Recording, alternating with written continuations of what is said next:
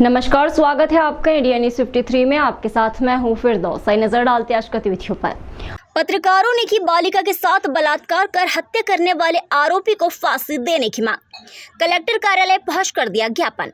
बुरहानपुर के मोहम्मदपुरा कलेक्टर कार्यालय पहुंचकर बुधवार को पत्रकारों ने कलेक्टर भव्य मित्तल को ज्ञापन देकर शहर में बालिका के साथ बलात्कार कर हत्या करने वाले आरोपी को फांसी की सजा देकर पीड़ित परिवार को शासन से सहायता राशि उपलब्ध कराने की मांग को लेकर ज्ञापन दिया गया। शहर के वकीलों से भी मांग की गई कि बालिका के हत्याकांड में शामिल आरोपी का केस नहीं लड़े। पत्रकार संगठन के तफज्जुल हुसैन मुलायम वाला ने बताया कि बालिका के साथ हुई घटना को लेकर सशक्त पत्रकार समिति, राष्ट्रीय पत्रकार मोर्चा, यूनाइटेड प्रेस ऑर्गेनाइजेशन के पदाधिकारियों ने जिला कलेक्टर को ज्ञापन दिया। सशक्त पत्रकार समिति, राष्ट्रीय पत्रकार मोर्चा, यूनाइटेड प्रेस ऑर्गेनाइजेशन द्वारा एक पत्र दिया गया कलेक्टर मैडम को। उस दरिंदे ने जो एक 6 साल की बच्ची के साथ जो जघन्य अपराध किया, उसके लिए हम तीनों पत्रकार मोर्चे, तीनों जो समितियां हैं, फांसी की मांग करते हैं और साथ ही उस परिवार को 1 करोड़ रुपए की राहत राशि दी जाए। और उसी संबंध में हमने यहाँ के एडवोकेट जो जिलाध्यक्ष हैं यूनुस पटेल जी, उनको एक ज्ञापन दिया है। उनको भी इसलिए दिया है कि हमने उनसे एक अपील की है कि सारे वकील यहाँ के तो जो हैं, उन्होंने एक रेगुलेशन पास करके सारे वकीलों से बोल के मतलब उसका कोई केस लड़ेंगे नहीं, लेकिन हमारा ये कहना है कि मध्य प्रदेश के भी वकील कोई भी उसका केस ना ले। लोकसभा चुनाव मतगणना की तैयारियां। 18 राउंड में बुरहानपुर, 14 राउंड में नेपानगर विधानसभा के मतों की होंगी गणना। बुरहानपुर में आगामी लोकसभा चुनाव की मतगणना की तैयारियां शुरू हो गई है। कलेक्टर भव्य मित्तल ने प्रशासनिक अफसरों के साथ बहादुरपुर रोड डाइट कॉलेज पहुंचकर निरीक्षण किया। एसडीएम ने बताया कि 18 राउंड में बुरहानपुर, 14 राउंड में नेपानगर विधानसभा के मतों की गणना होगी। मतगणना कक्ष, बैठक व्यवस्था, मीडिया कक्ष के साथ सुरक्षा व्यवस्था देखी। परिसर में साफ सफाई को लेकर भी कलेक्टर ने अफसरों को निर्देश दिए। बुरहानपुर और नेपानगर विधानसभा की अलग अलग मतगणना को लेकर व्यवस्थाएं की गई है। बालिका से बलात्कार और हत्या के आरोपी पर प्रशासन का बुलडोजर एक्शन। मकान और दुकान को तोड़ने की कार्रवाई। शहरवासियों ने जन आक्रोश रैली निकाल कर की थी प्रशासन से मांग। मध्य प्रदेश के बुरहानपुर में प्रतापपुरा क्षेत्र में 7 वर्षीय बालिका से दुष्कर्म और हत्या के आरोपी के मकान और दुकान पर जिला प्रशासन ने बुलडोजर चलाकर कार्रवाई की है। आरोपी ने बालिका के साथ दुष्कर्म करने के बाद उसका गला घोंटकर हत्या कर खंडर मकान में शव फेंक दिया था।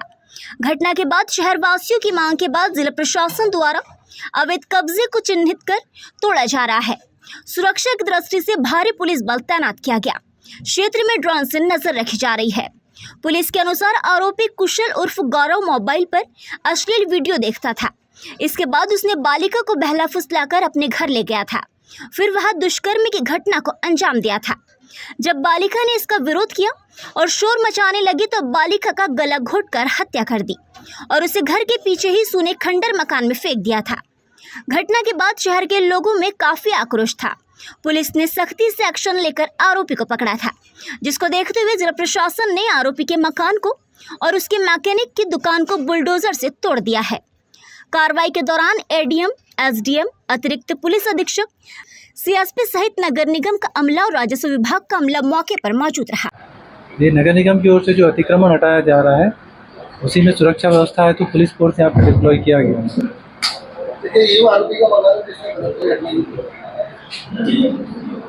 हाँ, ये वही है, उसी का है। 2-3 दिन पहले जो बच्ची से दुष्कर्म करने वाला जो आरोपी है, उसके मकान और यहाँ पे वो टपरी लगा के काम धंधा करता था और यहीं बैठता था। ये सब अवैध निर्माण थे, उनको हटाने की कार्रवाई चल रही है। मकान का परीक्षण कराया, उसमें करीब 150 वर्ग फुट की ज़मीन ऐसी है, 167 वर्ग फीट, जो उसने अपने आवंटित भूमि से अतिरिक्त निर्माण कर रखा है, उसको भी आज यहाँ हटाया जा रहा है। बुरहानपुर में हुई शर्मसार कर देने वाली घटना, जिसमें 6 वर्षीय बालिका के साथ दुष्कर्म करके उसकी हत्या कर दी गई थी। इस मामले में दोषी आरोपी को फांसी देने सहित उसके मकान पर बुलडोजर चलाने की मांग पत्रकार संगठनों और अन्य द्वारा की गई थी। मांग को गंभीरता से लेते हुए प्रशासन एक्शन मोड में आया और गुरुवार को आरोपी के घर पर बुलडोजर चलाकर उसके घर को तोड़ने की कार्रवाई प्रारंभ की गई। बता दें कि सशक्त पत्रकार समिति, राष्ट्रीय पत्रकार मोर्चा और यूनाइटेड प्रेस ऑर्गेनाइजेशन द्वारा भी मुख्यमंत्री के नाम जिला कलेक्टर को ज्ञापन सौंपकर मांग की गई थी कि जल्द ही आरोपी के घर पर बुलडोजर चलाया जाए और इसके साथ ही आरोपी को फांसी देने की कार्रवाई भी की जाए और मृतक बालिका के परिजनों को 1 करोड़ रुपए की आर्थिक सहायता राशि दी जाए। ये 3 मांगों में से एक मकान पर बुलडोजर चलाने वाली मांग को पूरा किया गया, जिस पर संगठन के पदाधिकारियों ने प्रशासन को धन्यवाद ज्ञापित किया। सशक्त पत्रकार समिति, राष्ट्रीय पत्रकार मोर्चा और यूनाइटेड प्रेस ऑर्गेनाइजेशन और भी अन्य संस्थाओं ने एक पत्र दिए थे, ज्ञापन दिए थे प्रशासन को, कलेक्टर मैडम को।